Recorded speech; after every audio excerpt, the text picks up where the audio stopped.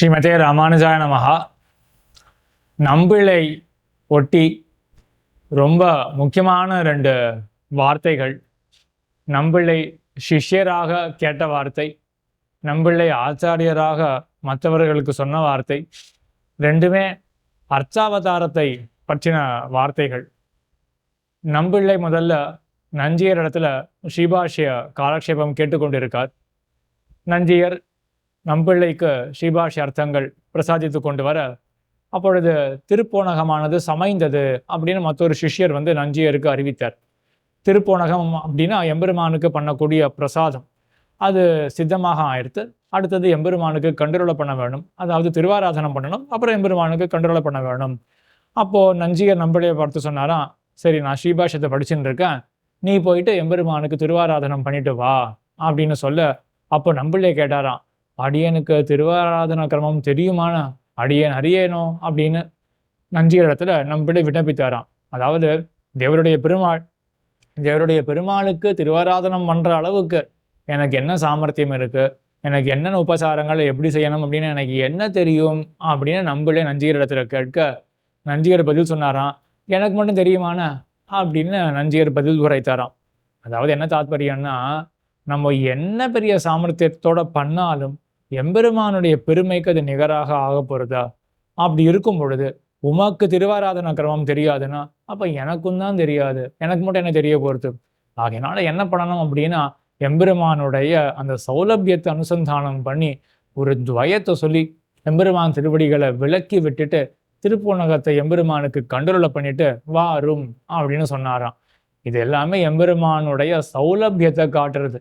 இந்த சரித்திரத்தை கேட்ட உடனேயே நம்ம என்ன புரிஞ்சுக்கணும் அப்படின்னா, நம்பிள்ளை என்ன, அதே போல நஞ்சியர் என்ன, யார் திருவாராதனம் பண்ணாலும் எம்பெருமானுடைய பெருமைக்கு ஏற்ப திருவாராதனம் பண்ண முடியாது. இதை தானே சொல்லிட்டு இருக்கோம். பிரம்மாவே திருவாராதனம் பண்ணாலும் அவரும் இந்த ஸ்லோகத்தை தான் கடைசியில சொல்லி ஆகணும். சர்வம் க்ஷமஸ்வ அப்படின்னு எம்பெருமானை பொறுத்தருள வேணும் அப்படின்னு அவரே பிரார்த்திக்க வேண்டியதாக தான் இருக்கு. ஆக எல்லாவற்றுக்கும் அப்பாற்பட்ட பகவத் தத்துவம், அந்த பிரபாவத்துக்கு சேர யாருமே திருவாராதனம் பண்ண முடியாது. இருந்தாலும் அந்த எம்பெருமான் பரம சுலபனாக ஒவ்வொரு கிரகத்திலும் அர்ச்சாரூபியாக எழுந்தருளி இருக்கான் இல்லையா, அந்த எம்பெருமானுடைய சௌலபியத்தை தான் இங்க நஞ்சியர் சரி நம்பிள்ளை சரி 2 பேரும் பிரகடனம் படுத்திக்கிறார்கள் அப்படின்றத புரிஞ்சுக்கணும். என்ன புரிஞ்சுக்க கூடாது அப்படின்னா, அப்போ லகுவா இவ்வளவு திருவாராதனம் இது பண்ணா போதுமா அப்படின்றத புரிஞ்சுக்க கூடாது. எம்பெருமானுடைய சௌலபியம் இத்தகையது அப்படின்றத தான் இந்த சரித்திரத்திலிருந்து எடுத்துக்கணும். அடுத்த சரித்திரத்தை பார்த்தோமே என்றால், நமக்கு திருவாராதனமானது எப்படி ஒரு பரிவோட என்னென்னலாம் முடியுமோ எல்லாவற்றையும் செய்ய வேணும் அப்படின்றது தோன்றும். நம்பிள்ளை இடத்துல மற்றொரு சிஷ்யர் அவர் போய் கேட்டாராம், எம்பெருமான் எழுந்தருளி இருக்கக்கூடிய திருப்பதிகளோ எத்தனையோ இருக்கு, 108 அப்படின்னு நம்ம சொல்றோம். ஆனா எம்பெருமான் எத்தனையோ இடங்கள் எம்பெருமான் எழுந்தருளி இருக்கான் இல்லையா, எல்லாமே அர்ச்சாவதாரங்கள் தான். இப்படி இருக்க நம்மளுடைய கிரகத்துல எம்பெருமான் அர்ச்சாரூபியாக எழுந்தருளி இருக்கான், கிரகார்ச்சையாக எழுந்தருளி இருக்கான். அந்த எம்பெருமானுக்கு நாம் சலுகை கண்டுருளை பண்றோம். பண்ணும் பொழுது அந்த ஒரு அர்ச்சாரூபத்துக்கு பண்ணா போதுமான, என்னுடைய அகத்துல இருக்கக்கூடிய அந்த பெருமான் நெஞ்சினால் நினைப்பான் எவன் அவனாகும் நீழ்கடல் வண்ணன் அப்படின்னு அந்த நீழ்கடல் வண்ணன் இருக்கானே, அவனுடைய விபூதி தானே எல்லாமே.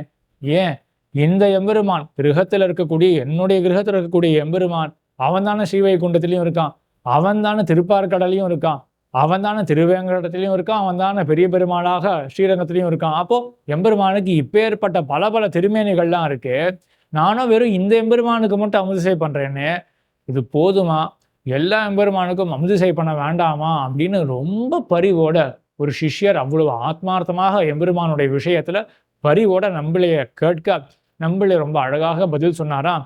அதற்காக தான் ஸ்ரீமன் நாராயண சரணோ சரணம் பிரபத்யே அப்படின்னு பூர்வ வாக்கியம் இருக்கு, உத்தர வாக்கியம் ஸ்ரீமதே நாராயணாய நமஹா அப்படின்னு இருக்கு.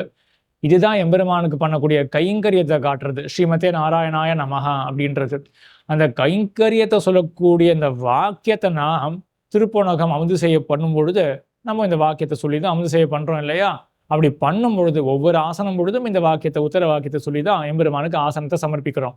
அப்படி பண்ணும் பொழுது ஒன்னே ஒன்று சேர்த்துக்கணும், ஸ்ரீமதே நாராயணாய நமஹா அப்படின்றது இருக்கே, கூடவே சேர்த்து சர்வ மங்கள விக்கிரகாய சமஸ்த பரிவாராய அப்படின்னு சேர்த்து கொண்டோமே என்றால் அப்ப என்ன தெரிகிறது? என்னென்ன திருவுருவத்தை எம்பெருமான் என்னென்ன ஸ்தலங்கள் எடுத்துக்கொள்றானோ அந்த எல்லா எம்பெருமான்களுக்காகவும் இந்த திருப்போணகம் அப்படின்ற பரம பிரீத்தியோட பொங்கும் பரிவோட நம்ம கண்ட்ரோலை பண்ணால் அதுவே போதும் அப்படின்னு நம்பிலே சாதித்தாராம். ஆக கிருஹார்ச்சைக்கு அமுதிசை பண்ணும் பொழுதே நம்ம என்ன பண்ணலாம் அப்படின்னா சர்வமங்கள விக்கிரகாய அப்படின்னு சேர்த்துக்கொண்டு இதுதான் ஜீயர் படியில இருக்கு. மாமுனிகள் அதுக்காக தான் நம்பிள்ளையுடைய வார்த்தைக்கு சேரதான் மாமுனிகள் என்ன பண்ணியிருக்கார் அப்படின்னா ஒவ்வொரு ஆசனம் பொழுதும் சர்வமங்கள விக்கிரகாய அப்படின்றத சேர்த்து தான் மாமுனிகள் திருவாராதன கிரமத்தை அருளி செய்து உள்ளார். ஆக எல்லா எம்பெருமான்களுக்காகவும் இந்த திருப்போணகமானது பிரசாதமானது போய் சேர வேண்டும் அப்படின்ற அந்த பரிவு தோற்ற இவர் கேள்வி கேட்க நம்பிள்ளையும் அந்த பதிலை சொல்ல அதையே தான் மாமுனிகள் கிரந்தத்திலேயே எழுதி வைத்திருக்க ஜீயர் படியில.